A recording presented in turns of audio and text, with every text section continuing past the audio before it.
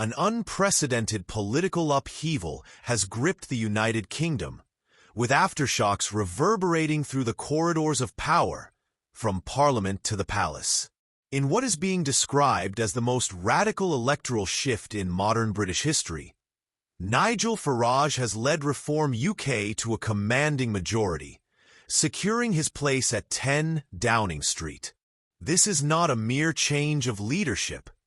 It is a complete dismantling of the old political order.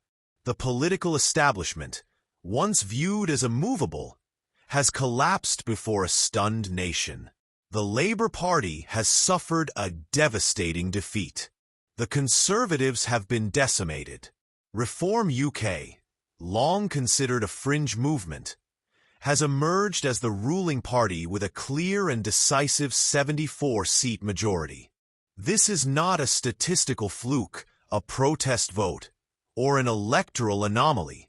It is an unmistakable mandate from the British electorate.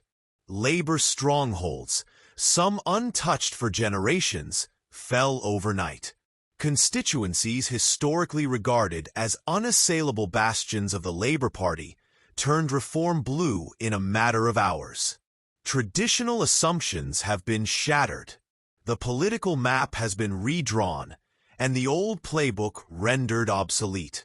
Notable figures have been swept away in the tide. Labour's Angela Rayner reportedly departed her constituency in silence following her loss. Ed Miliband, former Labour leader and long-serving MP, was unseated entirely. Across the UK, lifelong Labour voters delivered a stark verdict. No more false promises.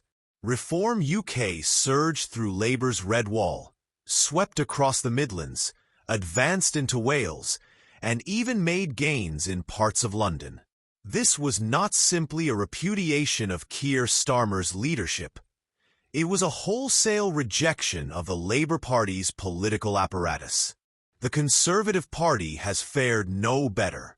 Once the dominant force in British politics, the Tories are now projected to hold fewer than 25 seats. Former Home Secretary Sala Braverman lost her seat in a stunning upset. Kemi Badenoch, once seen as a future Conservative leader, now finds herself attempting to lead an opposition party reduced to political rubble. The collapse of Conservative Britain is no longer a forecast. It is a fact. At Buckingham Palace, the implications are being taken seriously. Sources indicate that King Charles has been receiving hourly briefings since the exit polls were released. Senior constitutional advisors are reportedly reviewing emergency protocols amid growing concerns over potential legislative gridlock. There is genuine anxiety that, should Parliament descend into chaos, the Crown may be compelled to step in to preserve national stability. Farage, now Prime Minister, wasted no time outlining his intentions.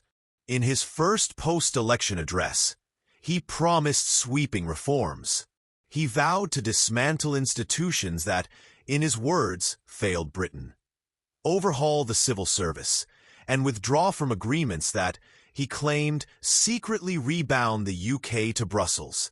While some mainstream outlets are framing this as the dangerous rise of populism, many argue the reality is far more nuanced. This was not a spontaneous revolt. It was the culmination of long-standing discontent. Britain has opted for a comprehensive political reset. The composition of Reform UK's new MPs only deepens the impact. These are not the typical political elite. They are teachers, veterans, plumbers, single mothers, and small business owners. Ordinary citizens carrying with them an extraordinary sense of purpose. That Britain deserves better. If you found this report informative, please like, comment, and subscribe to our channel for continued coverage of this unfolding political transformation.